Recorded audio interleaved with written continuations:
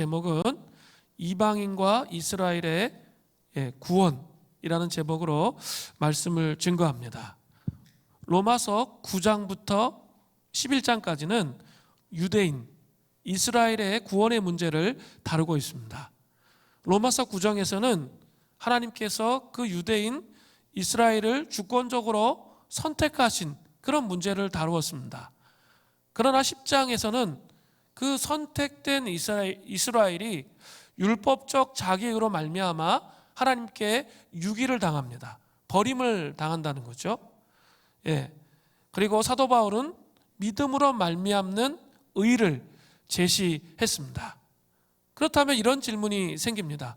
그러면 하나님께서 이스라엘을, 유대인을 버리셨을까요? 바울은 로마서 11장 1절 전반절에 그렇지 않다라고 말하고 시작하고 있습니다. 그러므로 내가 말하노니 하나님이 자기 백성을 버리셨느냐? 그럴 수 없느니라. 사도 바울은 이스라엘 사람들의 대부분이 하나님을 떠났지만 다 버린 것이 아니라 남은 자가 있다고 말합니다. 이 구약의 북이스라엘의 아합 왕 때 엘리야가 자기 혼자 남았다라고 항변했을 때 바알에게 무릎 꿇지 아니하는 7,000명이 남아있다. 그 남은 자가 있다고 말씀하신 것과 같습니다. 그 남은 자가 누구입니까? 사도 바울 자신도 유대인이죠. 유대인이었는데 사도가 됐으니까 그가 남은 자예요. 그 예수님의 12제자 다 유대인이죠. 그들이 남은 자입니다. 예수님의 부활을 목격한 500명의 형제자매들, 이들이 모두 유대인이죠. 이들이 남은 자입니다. 남은 자들은 육적인 이스라엘을 통해서, 그 유대인을 통해서 심각한 박해를 당했습니다. 성경을 사도행전이나 이런 서신서를 보면 얼마나 많은 그 유대인들이 심하게 초대교회를 박해했는지 모르겠습니다. 그러나 하나님은 이 남은 자를 통해서, 남아있는 유대인들을 통해서 이방인을 구원하십니다. 그래서 영적 이스라엘을 건설하셨습니다. 영적 이스라엘을 건설하게 되죠. 로마서 11장 11절부터 12절까지 내용이 그런 거예요. 그러므로 내가 말하노니 그들이 넘어지기까지, 유대인들이죠, 넘어지기까지 실족하였느냐? 그럴 수 없느니라. 그들의 넘어짐으로 구원이 이방인에게 이르러, 구원이 이방인에게 이르렀어요. 이스라엘로 시기 나게 함이니라. 이방이 막 붕이 일어나니까 이스라엘로 막 시기 나게 한다는 거죠. 그들의 넘어짐이 세상의 풍성함이 되며, 유대인이 넘어졌기 때문에 그 이방인이 구원받았기 때문에 풍성함이 되며, 그들의 실패가 이방인의 풍성함이 되거든 하물며 그들의 충만함이리요. 그들의 충만함은 나중에 보도록 하겠습니다. 그 이방인이 구원을 얻게 됐다는 거죠. 그러나 하나님의 원대한 계획은 이방인이 구원받는 것으로 끝나는 게 아니고 하나님의 언약을 가지고 있는 육적인 이스라엘, 그죠? 육신적인 이스라엘과 영적 이스라엘이 연합되는 거예요. 이 뒤에 보면 나와요. 오늘 본문은 이방인과 이스라엘의 구원을 하나님의 신비의 관점에서 아주 잘 정리하고 있습니다. 함께 살펴보겠습니다. 먼저 오늘 본문은 이방인의 구원에 대해서 먼저 말합니다. 이방인이 구원을 받게 된 이유가 무엇입니까? 로마서 11장 16, 17절에 아주 잘 나타나 있습니다. 제사하는 처음 익은 곡식가루가 거룩한 즉 떡덩이도 그러하고, 가루가 거룩하니까 떡덩이가 거룩하다는 거예요. 뿌리가 거룩한 즉 가지도 그러하니라. 또한 가지 열마가 꺾였는데 돌감람나무인 내가 그들 중에 접붙임이 되어 참 감람나무 뿌리에 진액을 함께 받은 자가 되었은즉. 이 16, 17절에는 두 개의 비유가 나오는데요, 아주 중요한 의미를 함축하고 있습니다. 첫 번째 비유는 16절에 나타난 처음 익은 곡식가루의 비유입니다. 민수기 15장 17절부터 21절을 보면 이스라엘 백성들은 처음 익은 곡식으로 가루를 빻아가지고 떡을 만들어서 하나님께 거제로 드렸습니다. 이 거제라는 것은 재물을 높이 들어 올렸다가 내리는 거, 이것을 거제라고 말하는 겁니다. 그렇게 해서 처음 곡식을 하나님께 떡으로 드렸던 거죠. 쉽게 얘기하면 우리 추수감사절 있죠? 우리 다음 주일이 추수감사주일이에요. 이렇게 첫 열매를 이렇게 하나님 앞에 올해 땅에서 솟아낸 첫 열매를 하나님께 드리는 그런 절기와 비슷하다라고 보시면 돼요. 거제로 올려드리는 떡은 가루가 거룩해야 떡도 거룩하다는 거죠.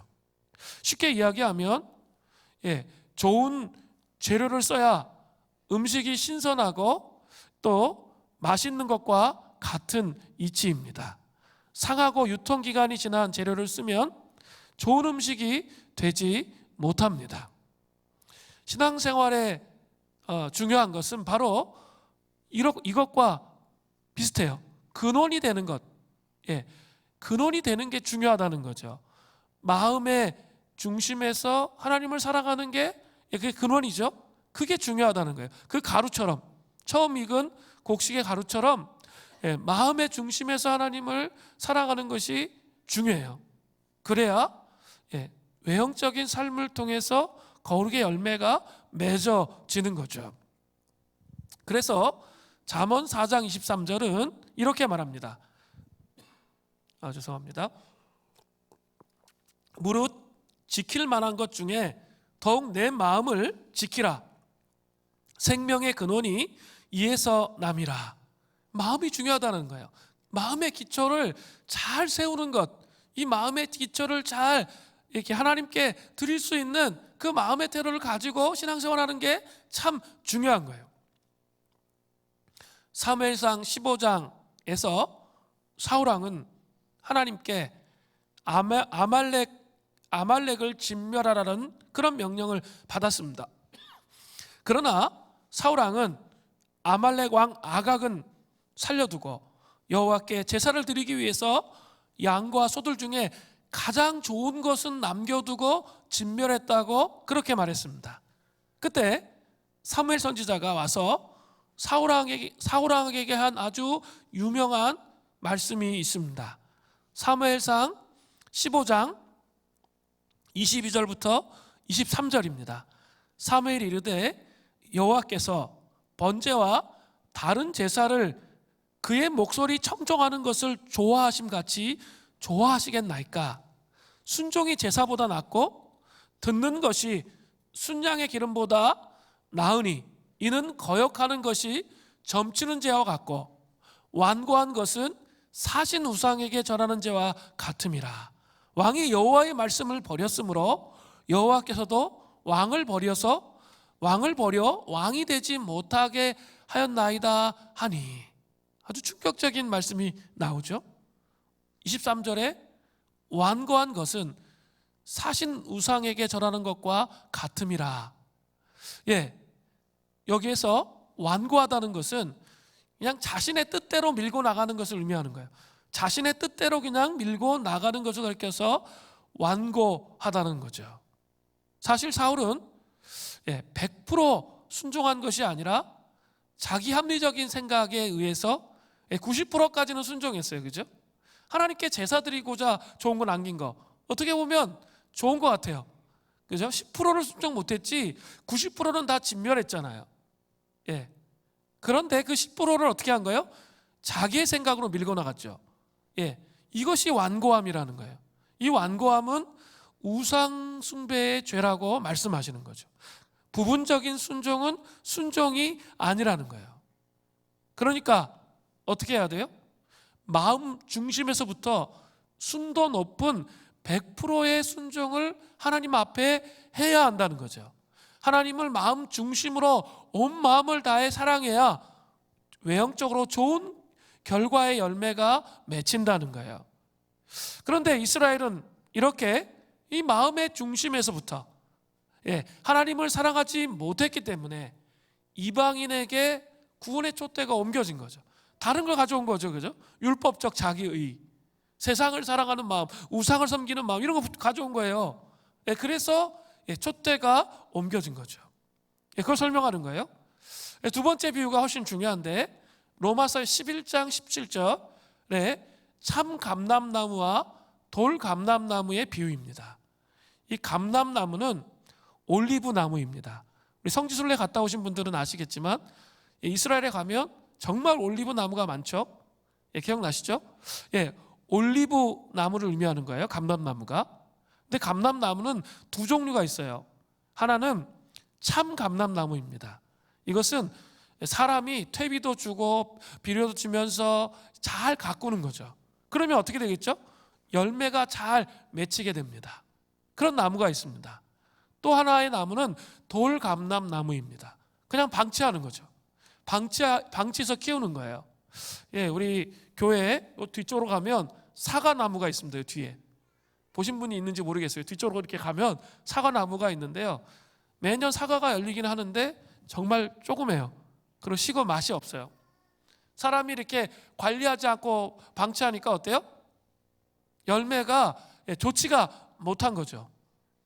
그것을 가리켜서 돌감람나무라 이렇게 말하는 거예요. 근데 로마서 11장 17절을 보세요.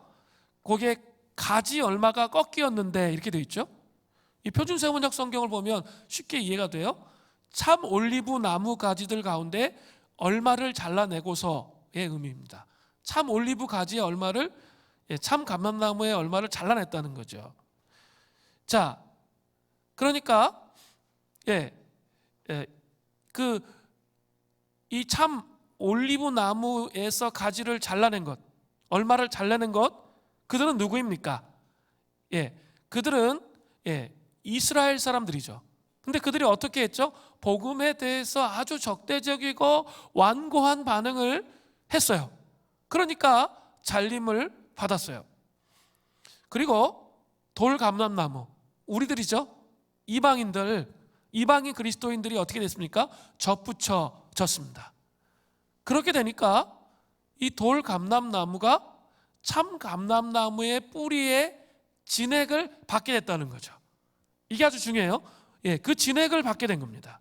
즉 돌감람나무가 영적 이스라엘이 되게 되었다는 거예요. 우리가 영적인 이스라엘이 되게 됐다는 거죠. 이방인들인 우리들이 구원을 받는 그 놀라운 축복이 여기에 적혀 있는 거예요. 감람나무는, 이 감람나무에서 생산되는 감람유라는 게 있어요. 그것은 성전의 등을 밝히는, 저 이렇게 7갈래로 갈라진 촛대 있죠. 메노라라고 하는데 그 촛대의 기름으로 쓰였어요. 그러나 안타까운 것은 참 감람나무 가지인 이스라엘은 하나님으로부터 진액을 빨아들여서 열매를 맺는 것이 아니라 세상의 진액, 우상 숭배의 진액, 율법적 자기의의 진액을 빨아들여서 살았기 때문에 결국 가지가 꺾이게 되었다는 거예요.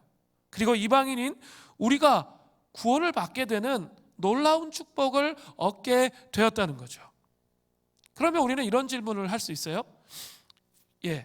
하나님은 육적인 이스라엘이 잘려나간 그 자리에 왜 이방인들을 접붙이셨을까? 하나님은 그냥 여러 개의 나무를 만드셔가지고 이방인과 유대인들을 다른 나무로 키우면 안 됩니까? 여러분 이런 생각해 보셨어요? 그럴 수도 있잖아요. 하나님 전능하신 분인데. 그런데 왜 하나의 나무로 키우는 것을 말씀하실까요? 그 이유가 제가 구약을 할 때마다 늘 말씀드렸던 게 있어요. 언약. 이 언약이 너무 중요한 거예요.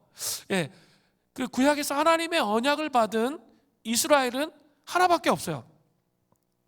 이스라엘은 하나밖에 없단 말이에요. 그러니까 접붙임을 받지 아니하고는 이방인들이 참 이스라엘이 될 수가 없는 거죠. 그래서 참 우리가 감사해야 되는 거예요. 우리가 구원에 참여할 수 있게 되다니 놀라운 축복이구나, 이것을 알아야 돼요.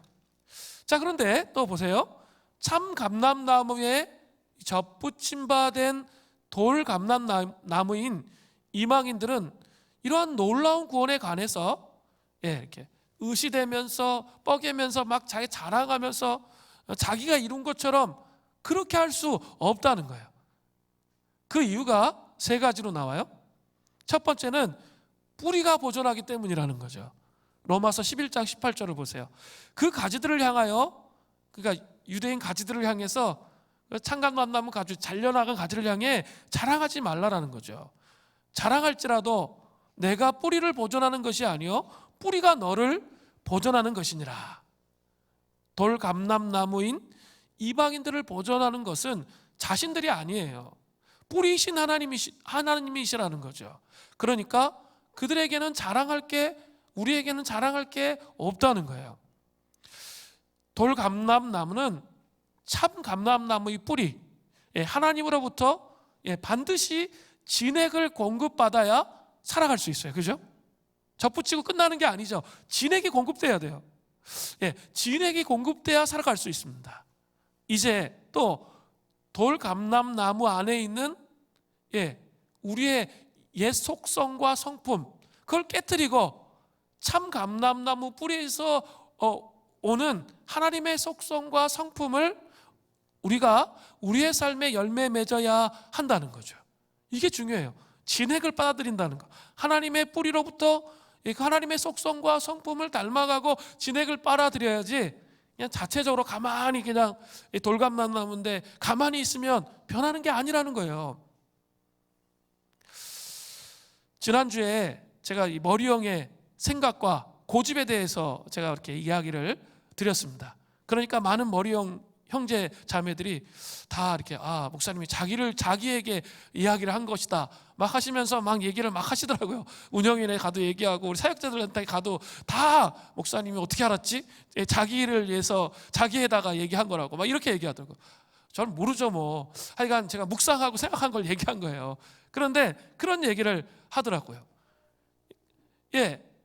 그럴 수 있습니다. 그러니까 이렇게 머리형들이 좀 이렇게 자기 직면이 되는 것 같아요. 그러나 가슴형과 장형은 또 어떨까요? 먼저 가슴형을 좀 살펴보려고 그러는데, 가슴형은 제가 가슴형이거든요. 제가 누구보다도 더 잘 알아요. 가슴형은 감정의 고집이 있습니다. 그냥 감정의 고집에 딱 그 잡히면 그냥 옛 성품대로 계속 끝까지 고집을 부리는 거예요. 그 상태에 머무를 수 있습니다. 분명히 우리는 우리의 자아가 이 돌감람나무의 자아가 어떻게 됐어요? 십자가에 못 박혔어요. 갈라디아서 2장 20절에 분명히 말하고 있어요. 내가 그리스도와 함께 십자가에 못 박혔나니 그런즉 이제는 내가 사는 것이 아니요 오직 내 안에 그리스도께서 사시는 것이라. 이제 내가 육체 가운데 사는 것은 나를 사랑하사 나를 위하여 자기 자신을 버리신 하나님의 아들을 믿는 믿음 안에서 사는 것이라. 분명히 말씀을 하고 계세요.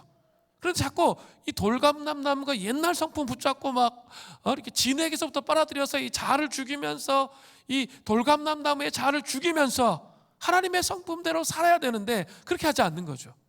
그냥 내 감정이 중요해, 내 감정을 받아주는 게 중요해, 이렇게 생각하며 살면 안 된다는 거예요. 어떻게 해야 돼요? 이 감정, 이렇게 우리 머리형도 마찬가지로 생각 이렇게 쉽게 변해요? 감정 그렇게 쉽게 이길 수 있어요? 천만의 말씀이에요. 그렇게 쉽게 이기는 게 아니에요. 그래서 히브리서의 기자는 뭐라고 얘기해요? 죄와 피 흘리기까지 싸우라는 거예요. 죄와 그 속성이 죄이고 그 죄와 피 흘리기까지 싸우는 싸움이 필요하다는 거예요. 이게 너무 중요해요. 자기 약점을 알고 이 약점으로부터 무너지지 않기 위해서, 그냥 돌감나무 상태에 머물지 않기 위해서, 뿌리로부터 진액을 받기 위해서 죄와 피 흘리기까지 싸워야 돼요. 말씀을 묵상하면 그런 분들이 많이 계시는 것 같아요. 말씀을 묵상하면 머리는 알겠어. 그래서 다 끄덕끄덕 거려져. 그런데 정작 몸이 안 움직여. 이러신 분들은 지금이 부르짖어 기도해야 할 타임이에요. 부르짖어 기도하면 있죠, 몸이 움직이기 시작해요. 자기 묵상한 것을 가지고 그냥 그 하나님을 갈급한 것 같고 끄덕끄덕거리고 그냥 있으면 그냥 침체로 가지 회복이 안 돼요. 분명히 하셔야 돼요. 그 끄덕끄덕거린 걸 가지고 말씀을 읽고 끄덕끄덕거린 걸 가지고 부르짖어 기도해야 돼요. 그래야 그것을 깨뜨릴 수 있어요. 부르짖는 기도를 통해서 이 감정의 굴레 속에서 다른 사람을 판단하고 정죄하고 미워하는 그런 삶을 깨뜨릴 수 있어요. 그리고 하나님의 진리를 붙잡고 참 감람나무의 수액을 받을 수 있는 그 상태가 된다는 거죠. 그렇지 않으면 깨달아지지도 않아요. 그 감정 속에 있으면 깨달아지지도 않습니다. 근데 이게 기도하고 부르짖잖아요. 그리고 자기의 생각이 깨어지기 시작합니다. 그럼 막 깨달아져요. 그것이 잘못이고 이렇게 수액 안에 들어가지 못한 것이라는 사실을 아는 거죠. 장형은 어떻습니까? 장형은 혈기적 고집이 있어요. 분노. 혈기적 고집과 분노. 근데 이렇게 다른 사람은 다 아는데 자신은 모를 수 있어요. 그게 약점이야. 다른 사람은 그 혈기적 분노를 다 아는데 자신은 모를 수 있습니다. 그래서 좀 장형들은 사람들에게 좀 많이 물어보셔야 돼요. 그리고 이 자기 혈기적 고집을 깨트려야 돼요. 그 싸움을 싸워야 되는 거예요. 그렇게 될 때 우리가 참 감람나무로부터 수액을 받아들일 수 있는 사람이 되는 거예요. 우리 약점, 우리 연약함, 우리 죄성이죠. 그게 그 죄성과 씨름하는 그런 상태가 필요한 거예요. 코로나 바이러스로 인해서 두 번째 비대면의 시대가 와서 한 석 달 동안 같이 모이지 못했다가 이제 다시 함께 모이기 시작합니다. 그런데 문제가 있어요. 이렇게 우리 모이지 못할 때 우리의 생각 속에 들어오는 것들이 있어요. 같이 모여서 예배드리고 하나님을 바라보지 못할 때 있죠. 자기 생각이 많이 들어와요. 또 그 자기 생각이 많이 들어오고 자기 생각과 자기 감정에 고립되는 거예요. 지금 그냥 현실에 내 돌감람나무의 뿌리, 그 돌감람나무의 생각에 그냥 집중되는 거예요. 집중되어서 있죠. 하나님께 집중하지 못할 때가 되게 많아요. 그래서 있죠. 무리수를 두는 거죠. 악수를 두는 생각을 한다는 거죠. 말씀에 입각한 판단이나 생각이 안 될 수 있어요. 그 자리에서 나와야 돼요. 그 생각에서 나와야 돼요. 그리고 공동체와 함께 부르짖기 시작해야 돼요. 그때 자신의 틀이 깨어지고 그때부터 비로소 진액에서부터 그 뿌리에서부터 진액이 흘러나와서 올바른 생각을 할 수 있다는 거죠. 제가 말씀드렸죠? 자기의 생각을 믿지 마세요. 자기의 감정을 믿지 마세요. 자기의 어떤 스타일을 믿지 마세요. 하나님 말씀, 그 말씀을 자기의 삶에 적용하는 그 피 흘림이 있어야 뿌리가 우리를 보존한다는 게 어떤 의미인지 알게 돼요. 두 번째로 또 자랑할 게 없는 것은 믿음으로 섰기 때문이에요. 로마서 11장 19절부터 21절이에요. 그러면 내 말이 이방 그리스도인을 말하죠. 가지들이 꺾인 것은 나로, 이방 그리스도인을 말해요. 접붙임을 받게 하려 함이라 하리니. 맞죠? 그죠? 옳도다. 그래서 나오잖아요. 옳도다. 그들은 믿지 아니함으로 꺾이고 너는 믿음으로 섰느니라.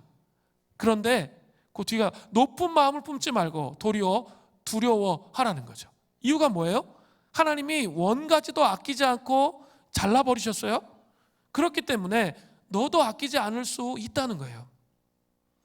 참 감람나무 가지, 이스라엘이 뿌리, 하나님으로부터 진액을 공급받는 삶을 살지 않았기 때문에 그 율법적 자기와 우상숭배의 삶을 살았기 때문에 가지가 꺾여져 버렸다는 거예요. 그 꺾인 자리에 우리가 이 돌감람나무의 가지가 믿음으로 섰다는 거죠. 즉 믿음의 의로 쓴 것이죠. 제가 로마서 1장부터 8장까지 이신칭이 오직 믿음으로 구원받는 것, 6장부터 8장까지는 뭐였죠? 성령님과 동행하면서 성화의 여정을 가는 것, 이게 복음이에요. 그렇게 살아야 된다는 거죠. 복음이라는 건 다른 게 아니에요. 그냥 예수님이에요. 예수님이 주인 되신 것과 예수님이 우리를 위해 죽으셨고 부활하셨다. 아주 단순하게 말하면 이거예요. 근데 있죠, 예, 복음으로 산다는 것은 내가 예수 믿은 다음에 1년, 2년, 3년, 10년, 20년, 30년, 40년 돼도 다른 건 없어요. 그냥 예수님의 그 주인 되심과 죽으심과 부활, 그걸 받아들이는 거예요. 근데 그 받아들이는 강도가 어떻게 해요? 점점 머리에서부터 존재 중심으로 내려가면서 그 존재 전체가 그것을 받아들여가는 것, 그게 성숙이에요. 다른 게 없어요.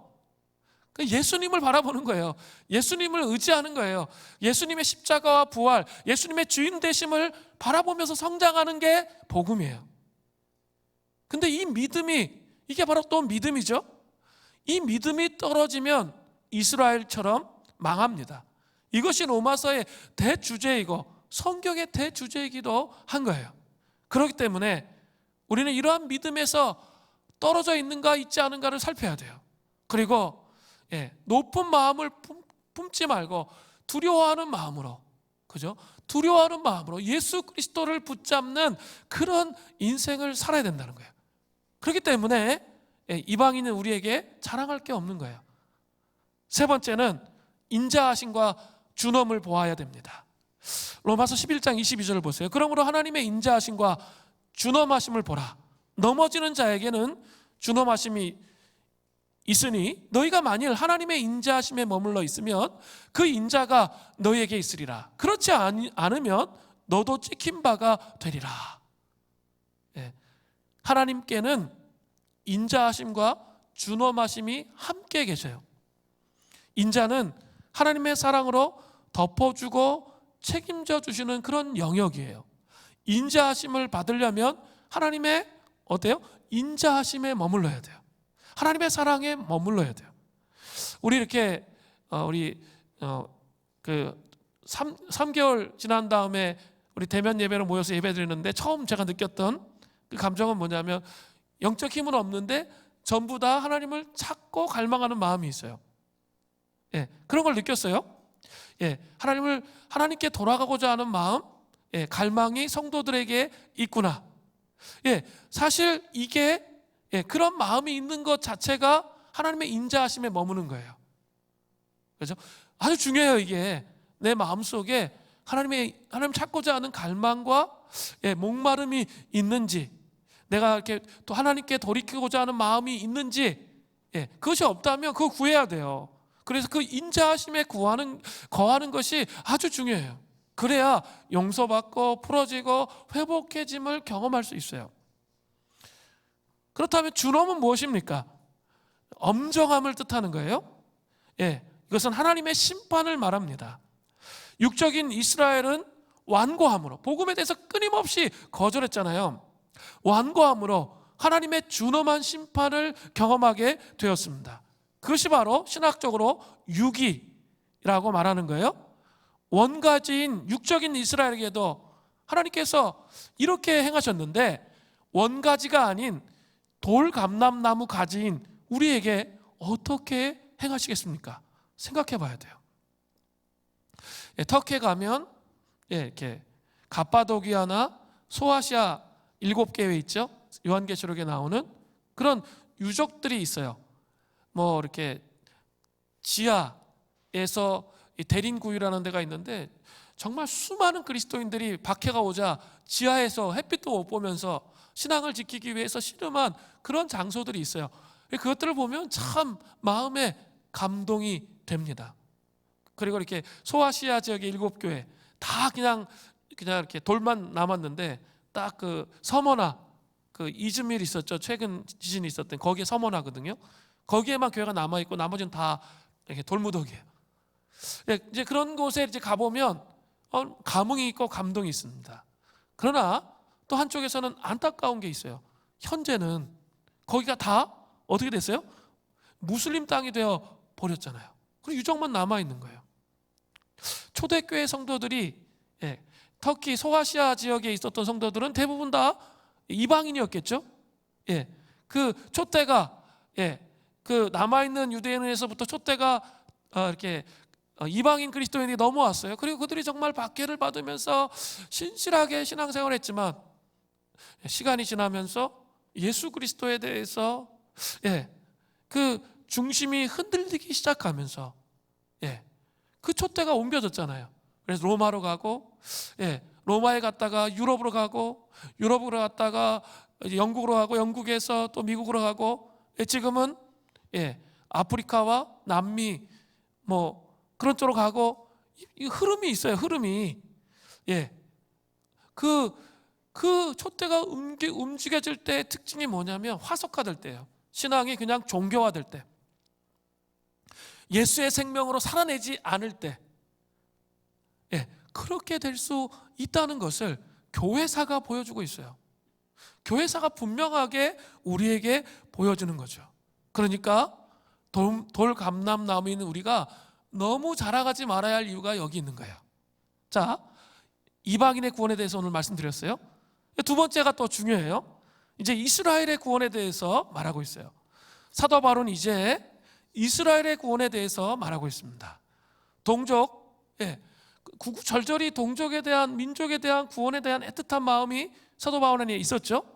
근데 그들의 구원에 대해서 사도 바울이 어떻게 말할까요? 크게 두 가지를 말해요.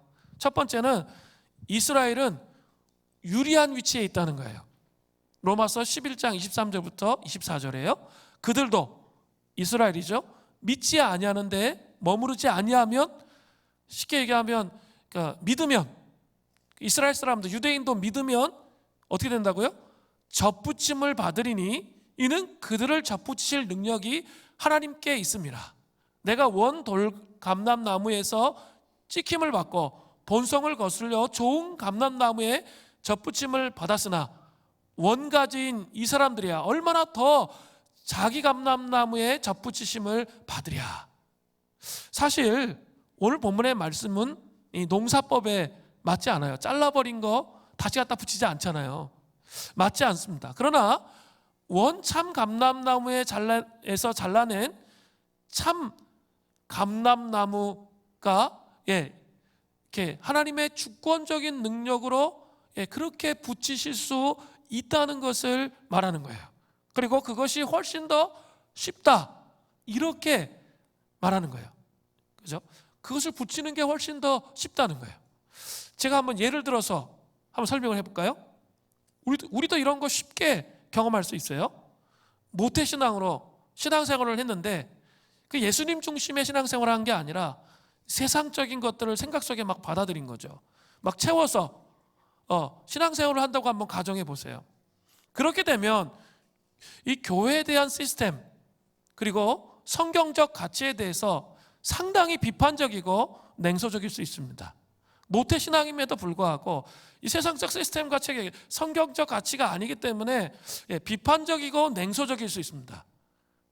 그러면 겉으로는 예배에 참석하면서 신앙인의 모습을 가질 수는 있지만 속으로는 그리스도인이 아닐 수도 있습니다. 그러나 중요한 건 그게 아니에요. 한번 생각해 보셔야 될 게 있어요. 온전한 신앙의 기초를 모르고 불신자가 예수 믿고 변화되는 게 쉬울까요? 아니면 이러한 사람들이 예수 믿고 변화되는 게 쉬울까요? 바로 이러한 사람들이 예수를 믿고 제대로 믿는다면 변화의 속도가 훨씬 더 빠르다는 거죠. 왜냐하면 이게 아예 성경의 기초가 없잖아요. 그러니까 이 기초를 다시 쌓으려면 어려워요. 그리고 교회가 뭔지 잘 모르잖아요. 근데 이미 시스템 안에 어린 시절부터 이게 다 돼 있단 말이에요. 그러니까 그 사람이 예수를 제대로 믿으면 어때요? 제대로 된 신앙생활을 더 잘할 가능성이 있는 거죠. 변화의 속도가 훨씬 빠를 수 있다는 거예요. 이와 마찬가지로 참 감람나무에 붙어있던 육적인 이스라엘이 변화의 속도가 빠를 수 있는 거예요. 단 조건이 있죠. 무슨 조건이에요? 예수님을 제대로 믿을 때죠. 조건이에요. 예수님을 제대로 믿을 때입니다. 육적인 이스라엘이 변화에 훨씬 더 유리한 조건이 있는 거예요. 따져보면 훨씬 더 유리한 조건에 있다는 거죠. 자, 두 번째로 유리한 조건에 있는데, 두 번째로 보세요. 사도 바울은 이스라엘을 구원하시는 이 하나님의 신비에 대해서 두 번째로 말하고 있어요. 로마서 11장 25절부터 26절 전반절을 봐야 되는데 아주 중요한 구절입니다. 형제들아, 너희가 스스로 지혜 있다 하면서 이 신비를 너희가 모르기를 내가 원하지 아니하노니, 이 신비는 이방인의 충만한 수가 들어오기까지 이스라엘의 더러는 우둔하게 된 것이라. 그리하여 온 이스라엘이 구원을 받으리라. 이 말씀을 이해하려면 먼저 신비라는 단어가 뭔지 알아야 돼요. 신비. 신비는 헬라어로 미스테리온이라고 말해요. 미스테리온. 바울 서신서에 이 미스테리온이 22번 쓰였어요. 그리고 신약의 다른 책에 7번 나와요. 그러니까 이 말은, 미스테리온은 바울이 즐겨 쓰는 용어예요. 그죠? 아주 중요한 설명을 할 때 꼭 이 신비라는 단어를 쓴다는 거죠. 그럼 신비가 뭘까요? 인간의 이성적 사고로는 도무지 이해되지 않아요. 인간의 이성적 사고로는 도무지 이해되지 않지만 하나님의 계시에 의해, 계시라는 게 뭐예요? 감추어진 것을 드러낸다, 이런 뜻이 있어요. 하나님의 계시에 의해 명백하게 드러난 사실을 말하는 거예요.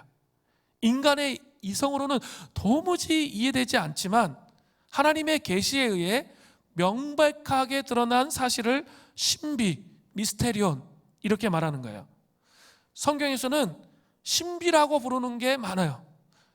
신비라고, 그거를 막 합리적인 자기 생각으로 판단하면 절대 안 되는 그런 것들이 많은데요.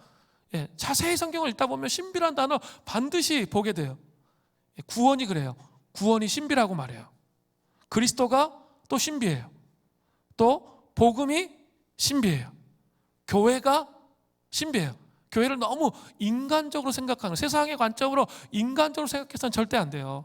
교회는 성경적 관점 보면 신비가 있어요. 신비. 그죠? 그렇게 돼 있어요. 또 예수님이 신이신데 인간의 육신을 입고 이 땅에 오셨어요. 성육신. 이거 신비해요. 그리고 믿음. 이것도 신비로 나타나요. 또 하나님의 뜻. 이따 또 보겠지만 하나님의 뜻, 이거 신비해요. 또 지혜.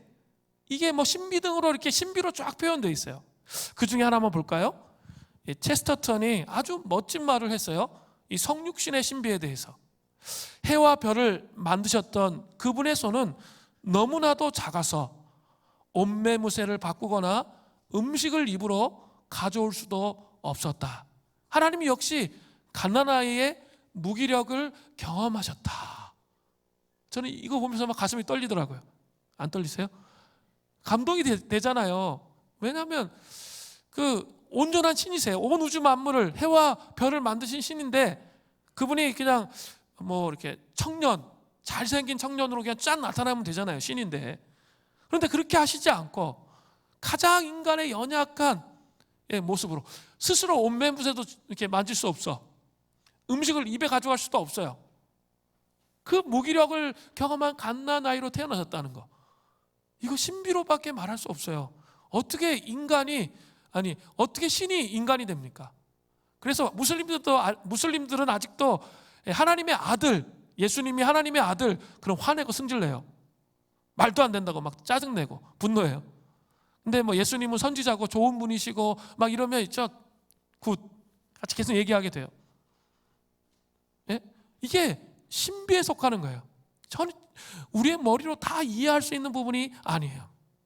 근데 오늘 본문에 로마서 11장 25절에 보면 이스라엘의 구원, 유대인의 구원도 뭐예요? 신비로 표현되어 있거든요.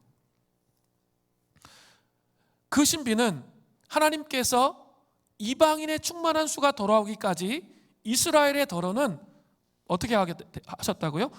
우둔하게 하셨다는 거죠. 말씀을, 구약을 갖고 있는데도 그 구약을 제대로 깨닫지 못해가지고 어떻게 하셨어요? 어떻게 해서 계속 박해하는 거죠. 사실은 거의 지금까지, 지금 최근 전까지, 제가 좀 이따 말씀드리겠는데, 최근 전까지는 얼마나 심하게 유대인들이 그리스도인들을 박해했는지 모릅니다. 이방인의 충만한 수가 구원을 받으면 그 다음에 일어난 일이 뭡니까? 로마서 11장 26절 전반절이에요. 그리하여 온 이스라엘이 구원을 받으리라. 여기서 온 이스라엘이 구원을 받는다, 이 표현은 많은 논쟁이 있습니다. 뭐 세 가지 정도의 논쟁이 있어요. 영적 이스라엘이 구원을 받는다, 이 말이 틀렸을까요? 맞았을까요? 앞뒤 문맥을 보면 지금 이게 영적 이스라엘이 이방인들을 두고 얘기하는 얘기가 아니에요. 분명해요. 그거 틀린 거예요. 두 번째 아니면 세 번째인데, 두 번째는 국가적 이스라엘의 회복이 있을 것이다, 이렇게 말하는 부류가 있어요. 세 번째는 그 이스라엘, 그 유대인 중에 많은 사람들이 구원을 받을 것이다, 이렇게 말하는 무리가 있어요. 뭐 두 번째 아니면 세 번째인데, 저는 뭐 개인적으로 많은 사람들이 회심하게 될 것이다, 이렇게 좀 신학적으로 생각합니다.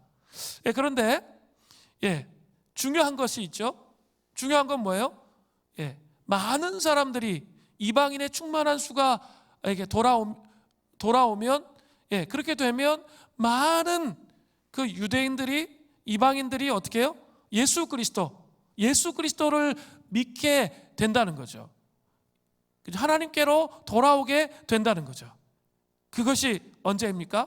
바로 이방인의 충만한 수가 구원을 받을 때입니다. 이 이방인의 충만한 수가 구원을 받을 때는 또 언제예요? 바로 그 뒤에 나오는 거예요. 로마서 11장 26절 후반절부터 27절이에요. 기록된 바 구원자 예수 그리스도죠. 가 시온으로부터, 예루살렘으로부터 오사 야곱은 이스라엘의 다른 이름이죠.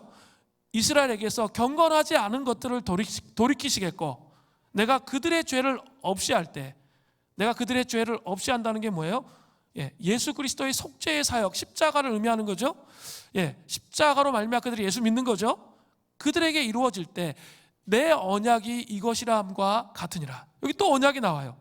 이 언약이 뭐예요? 신구약의 완성이죠. 구약의 언약에서부터, 그죠? 신약의 언약까지, 영적 이스라엘의 언약, 이 두 가지가 동시에 이렇게 이루어지면서 주님이 다시 오시는 거예요.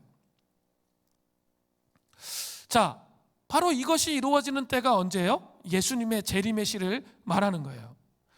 재림의 시기 전에는 뭐가 있습니까? 이방인들과 이스라엘 사람들 안에 정말 큰 부흥과 대축수의 역사가 일어난다는 거예요. 여러분 믿으세요? 전 믿어요. 이렇게 무기력하게 끝나지 않을 거라고 믿습니다. 대추수의 역사와 대부흥의 역사가 있을 것입니다. 우리는 지금 종말의 때를 살고 있다고 말합니다. 그것이 코로나 바이러스를 보고 그렇게 생각하는 경향이 있어요. 그것은 그냥 1차원적인 생각이에요. 더 중요한 게 있습니다. 그것은 그리스도의 속죄를 믿음으로 받아들이는 이스라엘 사람들의 회복이 있는 게 첫 번째예요. 그게 있어야 돼. 반드시 있어야 됩니다. 제가 15년, 20년 전에 들었던 것만 해도 메시아닉 주, 예수님의 속죄를 받아들이고 십자가로 말미암는 구원을 얻었다고 고백하는 사람이, 제가 15년, 20년 전에 제가 들었던 통계는 200명이었어요. 정말 없는 거예요. 그러니까 진짜 완고한 거예요. 완고했던 거예요. 그런데 제가 2018년에 성지순례 가서 그 선교사님에게 들었던 게 아주 인상 깊었어요. 뭐라고 얘기했냐면, 자기 이렇게 처음 아주 오래 거기 계셨는데, 예루살렘에 처음 와서 이렇게 복음을 전하면 맨날 때리고 완고해가지고 막 고집 부리고 막 혼내고 막 그랬대. 그런데 지금은 그냥 대학교 가서 식당에 앉아서 성경책을 읽으면 사람들이 온다는 거예요. 그리고 이렇게 복음에 대해서 물어보고 복음을 영접하는 경우들이 많다는 거예요. 지금 막 6만 명, 7만 명까지 예수를 믿고 있다는 그런 이야기를 제가 들었어요. 그건 뭘 의미하는 겁니까? 예수님의 재림의 시기가 가까운다는 거죠. 그 완고하고 우리에게 고통을 주었던 그들이 복음을 받아들이고 있잖아요. 그래서 예수 그리스도가 주인이다, 이렇게 말하고 있잖아요. 그죠? 그것은 재림이 가까이 오고 있다라고 말하는 거예요. 또 마지막 시대의 또 특징이 두 번째가 있죠. 그건 뭐예요? 오늘 분명히 얘기하고 있어요. 이방인의 충만한 수가 돌아와야 돼요. 이방인의 충만한 수, 하나님께서 예비하신 그 충만함이 어느 정도까지는지는 모르겠는데 수많은 사람들이 주님께 돌아와야 돼요. 그 역사가 일어나야 돼요. 근데 제가 이렇게 보니까, 제가 이거 얘기 많이 드렸어요. 이렇게 전 세계적으로 이렇게 분석해 보면 지금 가장 복음이 반응을 못하고 있는 땅이 어디예요? 무슬림 땅이죠. 무슬림 땅이에요. 저는 우리 비전 선교사 보내기 전 2017년 제가 3월에 이렇게 안식년 맞아서 터키 가서 제가 이렇게 그 사람들을 보기 전까지는 저는 제 인생에서 이렇게 그 아프간 사람이 예수 믿었다 그런 얘기 들어본 적이 없어요. 그 무슬림이 예수 믿었다라는 얘기를 들어본 적이 없어요. 뭐 이란 사람들은 뭐 한두 명 제가 얘기 들었어요. 그 전에 그런 사람이 있다라는 얘기를 들었어요. 그런데 갔는데 제 눈으로 막 너무 그냥 수두룩해 그냥 이렇게 도시 다녀보면 수두룩해 막. 그리고 예수 믿은 지 한 달 됐는데 내비게이터 69절 다 외워. 그러면 이게 상상이 되세요? 저는 상상이 안 돼요. 제 머리에서 이게 상상이 안 돼. 그만큼 강력한 초롱성과 같은 그곳에 하나님은 어떻게 하세요? 하나님의 주권을 가지고 사람들을 세우고 계세요. 오히려 무슬림 땅에서 그 선교사들이 막 추방당하고 있어요. 이란이나 이런 데서 막 추방당하는데 오히려 하나님은 하나님 방식으로 사람들을 일으키시는 거예요. 이런 일이 계속 일어나는 거죠. 저 그거 보면서 제 마음속에 결정했던 게 있어요. 이렇게 가면 이렇게 이방인의 완전수가 채워지면, 충만한 숫자가 채워지면 주님 오시는데, 그리고 그 이스라엘 사람들의 충만한 수가 채워지면, 그죠? 그 완고함이 벗어지며, 그래서 예수님께로 돌아오면, 그 부흥이 오면 주님이 오시는 그날이 가까이 오는 거예요. 그게 피부적으로 저는 느껴지더라고요. 그들을 보면서 피부적으로 느껴지는 거예요. 주님 오실 날을 예비하는 삶을 살아야겠구나. 저 그런 생각이 들어요. 주님이 오시는 날을 예비하는 삶을 살아야 되겠구나. 그러면 어떻게 내가 응답해야지? 이런 고민을 하게 되죠. 어떻게 그러면 이 하나님 나라가 권능으로 오면서 주의 길이 예비되어지는 수많은 무슬림들이 일어나는 이 상황들을 어떻게 제가 나눌 수 있을까? 이 고민을 한 거죠. 그러면서 이제 여러분과 함께 나눴고, 우리 이제 비전 선교사들을 파송한 거예요. 앞으로 더 많은 사람들을 파송해야 되는데, 많은 그런 사람들을 파송한 거죠. 파송하고 끝. 그게 아니라는 거예요. 그곳에서 일어나는 그 복음이 편만하게 퍼지는 것은 주의 재림이 가까이 오고 있다는 증거이기 때문에 우리의 삶에서 응답을 해야 된다는 거예요. 그렇죠? 우리가 뭐 물질적 후원과 중보기도 필요하지만 우리의 삶에서도 그런 응답이 필요한 거죠. 그죠? 제가 한 영혼이 천하고 천하가 한 영혼이에요. 한 영혼이 열방이고 열방이 한 영혼이에요. 그 말의 의미를 잘 이해하셔야 돼요. 이런 권능을 가지고 하나님 나라가 오기 때문에 우리나라는 어때요? 한국교회의 헌실은 암울하잖아요. 그것만 보고 있으면 하나님 나라 안 보여요. 어차피 아까 얘기했죠? 촛대가 움직여 가요. 그리고 이게 무너질 건 무너져요. 그렇지만 복음은 무너지지 않아요. 복음은 영원한 거예요. 그리고 예수 그리스도가 통치하는 영원한 나라는 권능을 가지고 우리 가운데 와요. 그렇기 때문에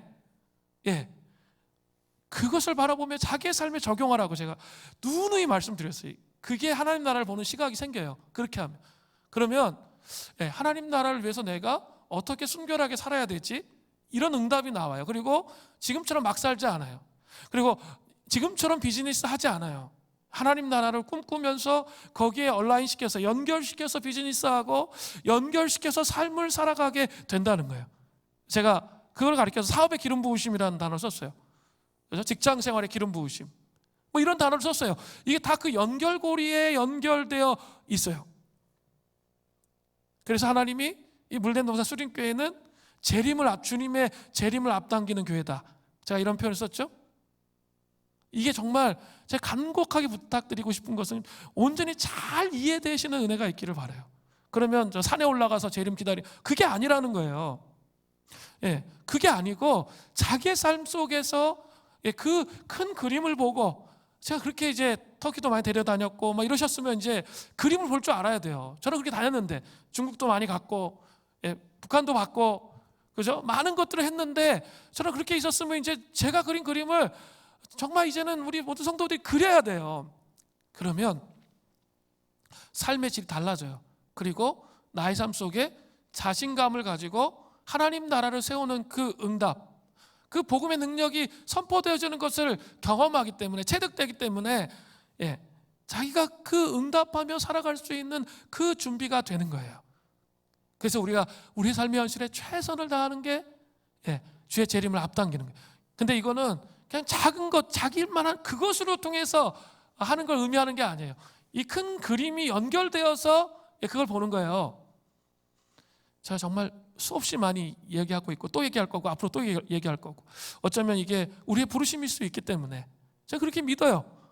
그래서 우리의 삶 속에 하나님 나라가 도래하도록, 그래서 주의 재림을 앞당기는 그런 자의 삶으로 우리의 삶을 경영해 가야 한다는 거죠. 그것을 우리에게 이 본문은 말해주고 있어요. 이방인의 이 충만한 수가 채워지는 그 부흥이 일어날 거예요. 또 그 완고했던, 완악했던 그들이 정말 그 예수 그리스도의 복음 앞에서 변화되는 그 모습을 상상해 보세요. 진짜 예수님은 살아 계세요. 로마서 11장 28절부터 29절은 또 이렇게 얘기해요. 복음으로 하면 그들이, 이스라엘 사람들이에요, 너희로 이방 그리스도인이에요, 말미암아 원수된 자죠. 택하심으로 하면 조상들로 말미암아 그들은 사랑 입은 자예요. 하나님의 은사, 은혜의 선물을 말해요. 은사와 부르심에는 뭐예요? 후회하심이 없어요. 그러니까 그 사람들을 선택하신 걸 후회하지 않으신다는 거예요. 구약의 개념을, 배경을 깔아준 그들을, 그 언약을 맺은 것을 후회하시지 않는다는 거죠. 그 언약이 우리와 그들 안에서 완성된다는 거죠. 자, 마지막으로 사도 바울은 이방인과 이스라엘의 구원을 향하신 하나님의 놀라운 구원의 계획을 바라보면서 엄청나게 감동해요. 여러분 감동이 되십니까? 저는 이거 보면서 무릎이 탁 쳐지더라고요. 아, 정말 그렇다. 하나님 정말 놀라우시다. 이런 생각이 드는데 여러분 어떠신지 모르겠어요. 이렇게 유대인과 이방인들의 구원을 얻게 하신 것은 전적으로 하나님의 긍휼 때문이라고 사도 바울이 말해요. 긍휼은 뭐죠? 심판받아야 되는데, 마땅히 심판받아야 되는데 심판받지 않는 거예요. 자 보세요. 로마서 11장 30절부터 32절이에요. 너희가 이방 그리스도인이에요. 전에는 하나님께 순종하지 아니하더니, 그들은 안 했죠. 이스라엘이 순종하지 아니함으로 이제 긍휼을 입었는지라. 그래서 우리가 긍휼을 입었죠. 이와 같이 이 사람들이 순종하지 아니하니 이는 너희에게 베푸시는 긍휼로 이제 그들도 긍휼을 얻게 하려 하심이라. 우리에게 베푸신 긍휼로 다시 어떻게 해요? 이스라엘 사람들을 긍휼을 베푸시기 원한다는 거죠. 하나님이 모든 사람을 순종하지 아니하는 가운데 가두어 두심은 모든 사람에게 긍휼을 베풀려 하심이로다. 우리 이미 봤어요. 로마서 1장부터 3장에 보면 모든 인간들, 나 긍휼을 받을 자격이 있는 자예요, 없는 자예요? 없는 자예요. 이방인들의 죄와 유대인의 죄 다 받잖아요. 아무도 긍휼을 얻을 수 있는 사람은 없어요. 그렇게 죄를 범한 거예요. 그죠? 거기에 갇혀 있는 거죠. 순종하지 아니하는 가운데 갇혀 있었는데 하나님 전적인 주권으로 예수 그리스도로 말미암아 구원을 받게 해주신 거죠. 너무나 신실하신 주님이세요. 저는 이 말씀을 생각하다가 사도 바울이 쓴 에베소서 2장 13절부터 16절이 생각이 났어요. 이 말씀이 깊게 들어오더라고요. 십자가 안에서 이방인과 유대인이 하나 되었다는 그 말이 깊게 들어오더라고요. 이런 말씀이에요. 이제는 전에 멀리 있던 너희가 그리스도 예수 안에서 그리스도의 피로 가까워졌느니라. 정말 이렇게 멀었잖아요. 가까워졌다는 거예요. 그는 우리의 화평이신지라 둘로 하나를 만드사 원수된 것 곧 중간에 막힌 담을 자기 육체로 허셨어요. 그 장벽을, 이방인과 유대인의 장벽을 자기 육체로 허셨어요. 그리고 법조문으로 된 계명의 율법을 폐하셨으니 이는 이 둘로 자기 안에서 한 세 사람을 지어 예수 그리스도를 믿음으로 말미암는 의로 성령님과 동행하는 그 삶으로 말미암는 새 사람이 지어졌다는 거예요. 그리고 화평하게 하시고 또 십자가로 이 둘을 한 몸으로 한 몸이 되게 하셨다는 거예요. 예, 그리고 하나님과 화목하게 하려 하심이라 원수된 것을 십자가로 소멸하시고 원수지간이었던 유대인들은 그 이방인들을 개처럼 여겼잖아요. 예, 원수지간이었던 관계가 예수 그리스도의 십자가로 말미암아 원수된 게 소멸되었다는 거예요.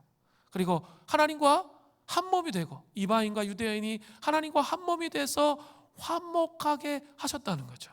그 반목과 시기, 역사 전체 안에 본 반목과 시기와 갈등, 그것이 바로 십자가의 복음으로 인해서 그 묶임이 풀어지게 되었다는 거죠. 이게 복음이에요. 놀랍죠? 그러니까 자기의 감정, 자기의 생각으로 사람들 미워하고 살면 안 돼요. 유대인과 이방인들은 그보다 더 큰 적대적 관계가 있었는데 복음은 어때요? 그것을 깨트려요. 무너뜨려요. 예수 그리스도로 말미암아 하나 되게 하는 거죠. 이제 마지막으로 사도 바울은 로마서의 교리 부분을 마치려고 해요. 이 비대면의 시간이 아니었다면 저는 이 말씀을 이렇게 준비하기가 어려웠을 거예요. 너무나 많은 시간을 투자했기 때문에. 그리고 12장부터는 이제 생활에 대한, 윤리에 대한 부분을 말하기 때문에 좀 쉽습니다, 설교하기가. 사도 바울은 로마서의 교리 부분의 마지막을, 휘날레를 감동으로 마치고 있어요. 놀라운 하나님의 구원의 계획을 높은 톤으로 송영을 부르면서 찬송하면서 마치는 거예요. 로마서 11장 33절부터 36절을 보세요. 그 중에 33절을 보세요. 깊도다 하나님의 지혜와 지식의 풍성하며 그의 판단은 헤아리지 못할 것이요 그의 길은 찾지 못할 것이로다. 저는 이 말씀을 보는데 가슴이 벅차오르더라고요. 이 깊도다 하나님의 지혜와 지식의 풍성하며, 이 감탄이에요. 감탄. 감탄사예요. 이방인과 유대인의 구원의 심오한 계획을 과연 누가 먼저 생각해낼 수 있습니까? 우리 중에 아무도 생각해낼 수 있는 사람이 없어요. 언약을 맺은 육적 이스라엘과 영적 이스라엘이 함께 동시에 구원을 받는 거, 이거 과연 누가 생각해낼 수 있습니까? 그 하나님의 지혜와 지식이 너무나 깊은 거죠. 그것을 사도 바울이 감탄하고 있는 거예요. 그 복음의 영광을 1장부터 그 복음의 진수를 써내려갔던 사도 바울이 너무나 그게 감격이 되어가지고 그렇게 선포하고 있습니다. 그래서 그 언약이 육적 이스라엘과 영적 이스라엘이 함께 연합되어져서 그 언약이 성취되어지는 거, 무릎을 탁 칠 수밖에 없게 돼요. 야, 주님 정말 말씀이 거짓말하지 않는구나. 그 언약이 그냥 이루어지는 거구나. 하나님의 판단은 헤아리지 못해요. 우리의 머리로는 헤아려지지가 않아요. 그의 길은 우리가 찾지 못해요. 이것은 우리의 삶을 인도하는 방식도 똑같아요. 우리가 생각하는 이 기수준은 너무 낮아요. 근데 자꾸 우리는 그 가운데 원망하고 불평하고 이렇게 살잖아요. 근데 하나님은 우리가 생각하는 것 그 이상에 계세요. 그리고 우리의 길을 여시고 우리를 이끄시는 그런 하나님을 경험하셔야 돼요. 사도 바울은 이 복음 안에서 이방인과 유대인의 구원이라는 주제에 복음 안에서 그걸 경험한 거예요. 그 복음의 영광스러움. 야, 복음이라는 게 정말 이렇다. 저도 이 말씀을 정리하면서 정말 너무 감격스러워요. 사실 로마서 1장부터 11장까지 여러분이 정말 충실하게 잘 들으셨다면 저는 정말 감격스러워요. 이 복음이라는 게 정말 이런 거구나. 예수 그리스도가 이렇게 소중하신 분이구나. 전 그걸 깨닫게 됐어요. 그리고 이 하나님의 놀라운 구원의 계획에 의해서 이 땅에 하나님 나라가 주님의 재림이 앞당겨지기를 소원하는 그런 마음을 갖게 되었습니다. 누가 주의 마음을 알겠느냐? 누가 그의 모사가 되었느냐? 주님의 모사 상담자예요. 상담자가 될 사람 없다는 거예요. 누가 주께 먼저 드려서 갚으심을 받겠느냐? 이는 만물이 주에게서 나오고 주로 말미암고 주에게로 돌아감이라. 그에게 영광이 세세에 있을지어다. 아멘. 가장 강한 톤으로 놀라우신 주님을 찬양하는 거예요. 여러분, 이게 복음이에요. 여러분, 이 복음에 대해서 제가 로마서 1장부터 11장까지 말했던 이 복음에 대해서 이런 감격이 여러분 있으세요? 아니, 내가 1년 전보다 지금 10년, 20년, 30년이 지났는데 그게 깊어지고 있냐라는 거예요. 결론이 예수님이세요. 내 영혼의 결론이 예수님이심이 과거보다 훨씬 더 깊어지셨어요. 이게 돼야 된다는 거예요. 그런 사람만이 이 복음의 영광 안에 삶을 살아가게 되는 겁니다. 그러기 위해서, 예수님께 순복하기 위해서 뭐 하는 거예요? 말씀에 순복하는 거죠. 여러분, 그런 삶으로 나아가는 은총이 있기를 바랍니다. 우리 같이 한번 찬양하고